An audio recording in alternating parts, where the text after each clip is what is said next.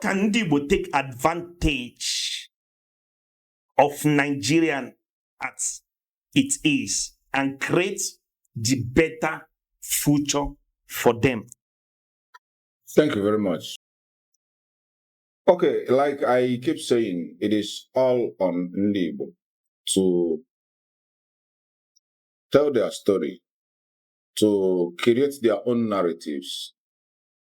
Now, Nigeria, we have seen Nigeria as is. There is nothing in Nigeria that is hidden to Ngonyibo. Ngonyibo have seen it all. Everything has been pure. We have seen the abundance that is in the heart of Nigeria as a state, and we have seen what they are capable of doing as a state.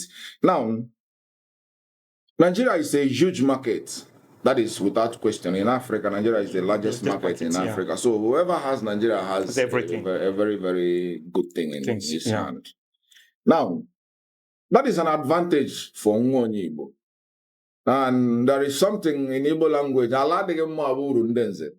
So, as Nigeria is, Ndigbo also can take advantage of the disorganization and seeming madness that is everywhere to create order out of chaos by being disciplined ourselves. Now, Ndigbo have to make very, very important decision. Whether we want to continue in mediocrity, that is dancing with Nigeria as is, always disappointing the potential that is in Nigeria and living in abject poverty in the midst of abundance. If we are tired of that, then it is on us to begin to provide solutions, not just to ourselves, as we normally do. We open our shop, do our business, the profit will be on. No, it is time to invest in introducing what we know to be better to the rest of the communities that are in Nigeria. Now, not in the same way that we have done it all the time. I say on many occasions that we need re-education. And that re-education is not just for Ndigbo or by Ndigbo. That re-education also, the rest of Nigeria needs to understand the intent of Ngonyibo. When I come to your place, even if it is swamp that I buy, or I buy your house and reconstruct it, I'm not doing it because I want you out. I am doing it because I want to live comfort. I want to live better. So if you want to enjoy me in living better, you can make the same kind of deal that I make. You can approach me in the same manner that I approach you, or you can demand for a better option from me. But how we are forceful in trying to make others accept us, or trying to belong to what others are doing. It's not necessary for Ngonyibo to succeed. What we need to do is to be firm in our own culture, be firm in our own way of life, and ensure that we do not have anything for anybody. I have been from others. Before you gave on, you make sure of none of the okay. Yeah. Let us primarily take care of ourselves, even in that Nigeria as it is.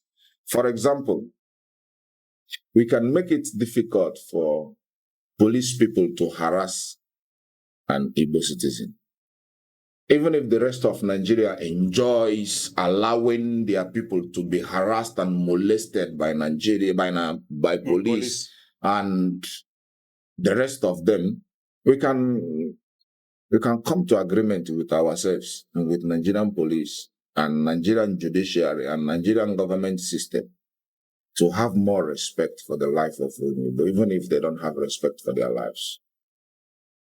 How is that be possible?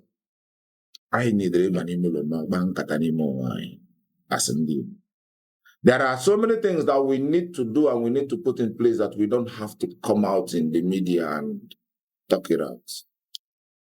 But Mazi, you're right. But Mazi, whereby in Nigeria, once a police nobody want to hear this name, Ndigbo. No. Then how is it possible that we can talk to? I mean, no. When you say nobody wants to hear about, no, it's not. It's not completely truth that nobody wants to hear about Ndigbo, because they all take bribes from the hands of Ndigbo, all of them. And when you are dealing with a corrupt system, you should not be worried about anything in particular. Is it not the Ndigbo who are giving the bribe? That is what I'm saying. If we want to, like, for example, what I'm saying, we can make it difficult for our people to continually be molested and interrupted by the police, for example. Not when they commit crime. One, we have a lot of work to do in ourselves, in re-educating ourselves about what it means to be a decent citizen, what it means to be a law-abiding citizen that deserves protection of the state. And we can create that kind of state that will always be on its toe in protecting its citizens, the rights of its citizens, everywhere. We can, as Ndigbo, design that state even within a state. Even if we do it today, we will not be the first nation that is doing it.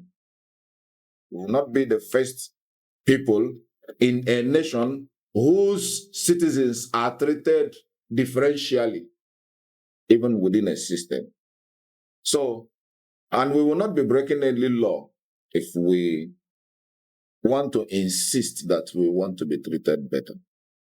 And it starts by Ndigbo treating themselves better, regarding themselves more, identifying with themselves more, and coming to terms with themselves before we can be able to look out to the rest of Nigeria and so on. And the same thing applies to taking advantage of Nigeria. We first have to ourselves, Ndigbo. I would know why. I said, "You don't know. I don't know why you do first. I don't know. Let us put ourselves in order." Yeah, but Mazi, another thing not there. He and you don't know. We're getting But Mazi, you're saying something about re-education. How are we going to re-educate Ndigbo? Because, I mean, the life of where we find ourselves today has made every single Igbo man to be conscious of money. Every